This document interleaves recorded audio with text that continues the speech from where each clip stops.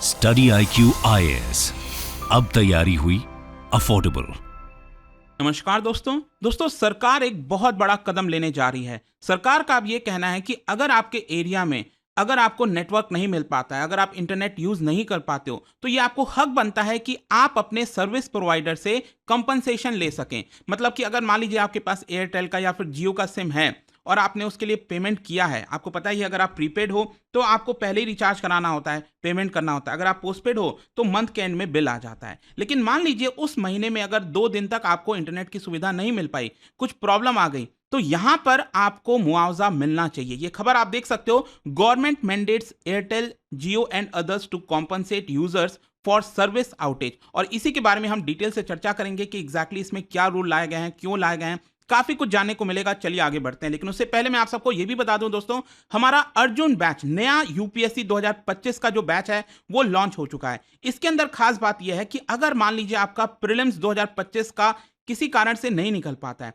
तो यहां पर आपको थीमेटिक वाइज मतलब कि एडवांस लेवल पर जो तैयारी है अगले साल के लिए, वो भी इसी के अंदर इंक्लूड किया गया है। तो अगर आप चाहते हैं इसके अंदर एडमिशन लेना तो यूज कर सकते हैं ये code Ankit live to get maximum discount. इसका जो लिंक है वो आपको कमेंट सेक्शन में मिल जाएगा। और इसके अलावा अगर आप एमसीक्यूज अटेम्प्ट करना चाहते हैं तो मेरे इंस्टा पेज पर जाइए, वहां पर स्टोरीज में जितने भी एमसीक्यूज हैं उसको भी आप अटेम्प्ट कर पाएंगे। तो चलिए शुरुआत करते हैं और सबसे पहले ये देखते हैं कि एग्जैक्टली हुआ क्या है। देखिए यहां पर try telecom regulation authority of India, आप सबको पता ही होगा कि हमारे देश के अंदर टेलीकॉम से रिलेटेड जितनी भी चीजें होती हैं इनके द्वारा संभाली जाती हैं। तो सरकार ने बेसिकली नए नियमों के तहत यह कहा है कि अगर यहां पर आपके टेलीकॉम सर्विसेज में 24 घंटे से ज्यादा सर्विस आउटेजेस होता है, मतलब 24 घंटे से ज्यादा अगर यहां पर कुछ इश्यूज आता है, आपको नेटवर्क सही नहीं मिल पाता है, कुछ प्रॉब्लम होती है, तो यहां पर जो टेलीकॉम सर्विस प्रोवाइडर है जैसे एयरटेल जियो वोडाफोन आइडिया, उन सबको यहां पर आपको कंपनसेशन देना होगा। सिर्फ यही नहीं, यहां पर क्या होता है कि सरकार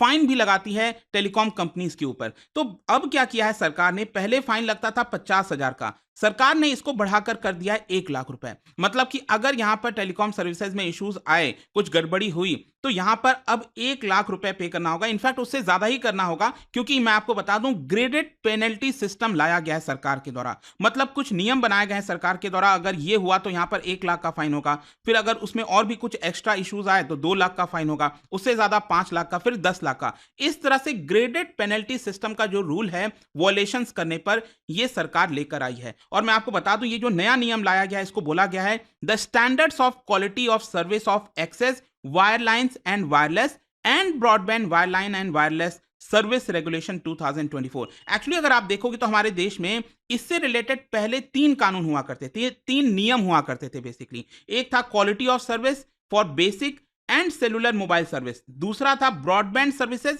और तीसरा था ब्रॉडबैंड वायरलेस सर्विसेज।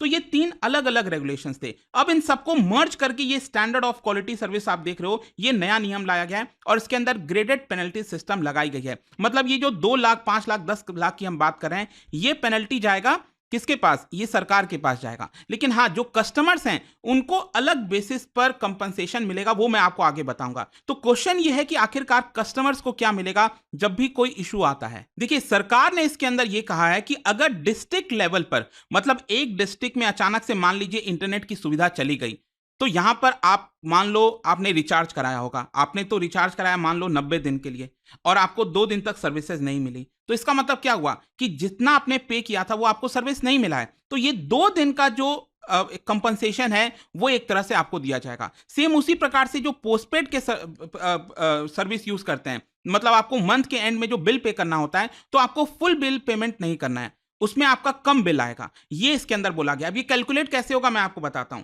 बेसिकली इसके अंदर ये बोला गया, एक तो पहला कंडीशन है कि 24 घंटे से ज्यादा आउटेज होना चाहिए, सबसे पहला कंडीशन, ठीक है। 24 आवर्स से ज्यादा का अगर इशू आता है एक डिस्ट्रिक्ट के अंदर, तो यहां पर आप कंपनसेशन के लिए अवेल कर सकते हैं कंपनसेशन को। अब देखिए मान लीजिए जो पोस्टपेड कस्टमर है, अब सपोज मैं कहता हूं कि आपका जो बिल है पोस्टपेड कस्टमर्स के लिए वो 900 रुपए पर महीना आता है, जस्ट मान लीजिए।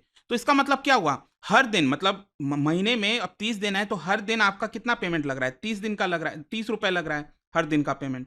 तो यहां पर मान लो 2 दिन का आपको सर्विस नहीं मिला, तो जो 900 रुपए आपका बिल आता है वो 900 नहीं आएगा, प्लस 30 मतलब 2 दिन का आप काट लीजिए तो 60 रुपए कम हो जाएगा। इसका मतलब आपको पे करना होगा 840 रुपीज, मतलब जितना आपने सर्विस नहीं यूज किया तो एक तरह से आपको उसका पेमेंट नहीं करना है। सेम उसी प्रकार से प्रीपेड कस्टमर के लिए क्या होगा मैं आपको बताता हूं। प्रीपेड कस्टमर के लिए यहां पर आपको पैसा रिफंड नहीं होगा, लेकिन हाँ आपकी जो वैलिडिटी है वो बढ़ा दी जाएगी। मान लो 30 दिन का आपने रिचार्ज कराया था और 2 दिन आप सर्विस नहीं यूज कर पाए, तो उसके लिए क्या होगा कि आपकी जो वैलिडिटी है वो 30 के बजाय 32 दिन कर दी जाएगी। तो इस तरह से यहां पर आपको कंपनसेट किया जाएगा। अच्छा, इसमें एक और चीज मैं बता दूं, जैसे मान लो अगर मैं कहूं आपसे कि पूरा 24 आवर्स आपको इंटरनेट की सुविधा नहीं मिली और अगले दिन करीब 13 घंटे तक आपको सुविधा नहीं मिली, तो इसको कैलकुलेट कैसे करेंगे? क्या इसको हाफ डे मानेंगे जो 13 आवर्स वाला है? नहीं, यहां पर सरकार ने कहा है कि अगर 12 घंटे से ज्यादा आउटेज नहीं आता है, मतलब कि इंटरनेट नहीं मिलता है, तो उसको पूरा फुल डे काउंट किया जाएगा 24 आवर्स का। ठीक है, इस तरह से काउंट होगा, मतलब आपको 2 दिन का मिलेगा। 24 एक दिन तो पूरा 24 आवर्स आपको सर्विस नहीं मिला और फिर 13 घंटे नहीं मिला, तो टोटल आपको 2 दिन का कंपनसेशन दिया जाएगा। अब क्वेश्चन ये है कि जो टेलीकॉम कंपनी है वो कब तक आपको कंपनसेट करेगी? देखिए यहां पर बोला गया है कि जैसे ही आपका सब कुछ रेक्टिफाई हो जाता है, इंटरनेट सर्विस वापस आ जाती है, तो 1 वीक के अंदर अंदर यहां पर जो कंपनसेशन है वो आपका निर्धारित करना पड़ेगा। जो जो सर्विस प्रोवाइडर है, टेलीकॉम सर्विस प्रोवाइडर 1 हफ्ते के अंदर आपको वैलिडिटी दे देगी या फिर जो भी आपका सोल्यूशन निकलना है वो कर दिया जाएगा। हाँ, इसमें एक और चीज है। अब मान लो आज भारत में आपको पता है कई बार नेचुरल डिजास्टर्स वगैरह होते हैं, उसकी वजह से आउटेज होता है, तो यहां पर ये कंपनसेशन नेचुरल डिजास्टर के समय लागू नहीं होगा। तो ये हमें ध्यान रखना है कि नेचुरल डिजास्टर के समय ये कंपनसेशन आपको नहीं मिलेगा। जहां तक फिक्स्ड लाइन का सवाल है, क्योंकि अभी तो हमने मोबाइल की बात की, फिक्स्ड लाइन के केस में मैं आपको बता दूं, अगर 3 से ज्यादा दिन के लिए सर्विस आउटेज होता है, अगर आपको सर्विसेज नहीं मिल पाती हैं 3 से ज्यादा दिन के लिए, तो आपको कंपनसेशन मिलेगा। तो ये भी आपको ध्यान रखना है, चाहे इसमें प्रीपेड हो पोस्टपेड हो, इसमें भी जो फिक्स्ड लाइन है उसमें आपको 3 दिन से ज्यादा का अगर प्रॉब्लम होता है तो आपको कंपनसेशन मिल जाएगा। अब क्वेश्चन यहां पर यह है कि परफॉर्मेंस को जज कैसे किया जाएगा? देखो इसमें मैं आपको बताता हूं, सरकार ने एक बड़ा इंटरेस्टिंग चीज किया है। सरकार ने मैंडेटरी कर दिया है सभी टेलीकॉम कंपनीज को कि आपको अपने वेबसाइट पर जो आपका मोबाइल का कवरेज है उसका मैप दिखाना होगा। जैसे मान लो भारत के मैप में आपको दिखाना होगा कि जैसे मान लीजिए आपने एयरटेल का सिम लिया, तो एयरटेल की सर्विस भारत में किन किन जगहों पर अवेलेबल है, कहां कहां पर चीजें अवेलेबल हैं, ताकि जब आप सिम ले रहे हो तो आपको पता होना चाहिए ना कि यहां यहां पर आपको सर्विस मिलेगी। अब ऐसा तो है नहीं कि एयरटेल की सर्विस मान लो सपोज नॉर्थ ईस्ट के किसी एक पर्टिकुलर इलाके में नहीं है और आपने ले लिया और आप कह रहे हो कि मुझे तो नेटवर्क मिल नहीं रहा है क्योंकि वहां पर अवेलेबल नहीं है। तो एयरटेल को, वोडाफोन आइडिया को या फिर जियो को, सबको अपने वेबसाइट पर अब दिखाना होगा कि कहां कहां पर उनका पूरा कवरेज दिया जा रहा है और उसके पैमाने पर जज किया जाएगा कि कब यहां पर प्रॉब्लम हुई है। क्योंकि पहले से वो लोग बता रखे हैं कि हमारा सर्विस यहां यहां मिलता है और मान लो यहां पर कुछ आउटेज हुआ, सर्विस में प्रॉब्लम हुई और वहां पर इंटरनेट लोगों को नहीं मिल पाया, तो यहां पर आप कंपनसेशन के लिए है मान्य होगा, आपको कंपनसेशन मिलेगा। फिर इसके अलावा जो सरकार पेनल्टी लगाएगी टेलीकॉम कंपनीज के ऊपर, उसमें सरकार कई सारे परफॉर्मेंस जो पैरामीटर्स होते हैं उसको नापेगी। जैसे कि नेटवर्क की अवेलेबिलिटी कैसी थी, वहां पर कितनी थी, कॉल ड्रॉप कितना हुआ, voice packet drop rate in uplink out, जो इंटरनेट आप यूज करते हो ना उसमें अपलिंक डाउनलिंक आपने देखा होगा, उसमें क्या क्या इश्यूज आए। तो उन सारे पैमानों को देखते हुए पेनल्टी जो है वो फिक्स की जाएगी टेलीकॉम कंपनीज के ऊपर। और ये कब से इफेक्ट में आने वाला है? देखो ये लगभग 6 महीने के बाद इफेक्ट में आ जाएगा। ये जो नया रूल है 6 महीने के बाद इफेक्ट में आएगा। अब क्वेश्चन ये है कि इसकी इतनी जरूरत क्यों है? मतलब देखिए मैं आपको बता दूं, पिछले साल एक सर्वे किया गया था, एक सर्वे कंडक्ट किया गया था भाई लोकल सर्कल्स के द्वारा, जिसके अंदर उन्होंने ये पाया कि बहुत सारे जो भारतीय कंज्यूमर्स हैं उनको उनको बहुत सारे इंटरनेट के कनेक्शन इश्यूज आते रहते हैं। इनफैक्ट यहां पर मैं आपको बता दूं कि लगभग 51,000 पार्टिसिपेंट से पूछा गया था 303 डिस्ट्रिक्ट में भारत में, 67% जिसमें मेल थे और 33% फीमेल थे। उसमें से 56% रेस्पोंडेंट्स ने बताया है कि उनको इंटरनेट के इश्यूज आए हैं, स्लो हुआ है इंटरनेट, जितना बोला गया था, जितना उन्होंने पेमेंट किया था और कहा गया था कि आपको इतना स्पीड मिलेगा, लेकिन उनको नहीं मिल पाया है। जिसमें से आप देख सकते हो 21% का यह कहना है कि उनको हर महीने 3 बार इस तरह के इश्यूज फेस करने पड़ते हैं।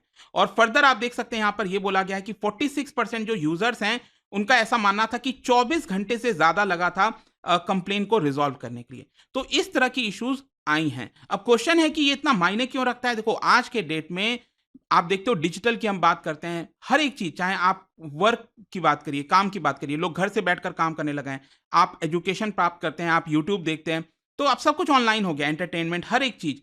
तो यहाँ पर अगर इसमें इश्यूज आता है, ये बेसिक नेसेसिटी बन गया आज के डेट में, तो अगर इसमें इशू आता है तो यहाँ पर बहुत ज़्यादा इनकन्वीनियंस होता है, प्रॉब्लम होता है। तो इसी की वजह से अब जरूरी हो गया है कि यहाँ पर सरकार और रेगुलेट करे और अगर कुछ प्रॉब्लम है तो सरकार फाइन लगाए।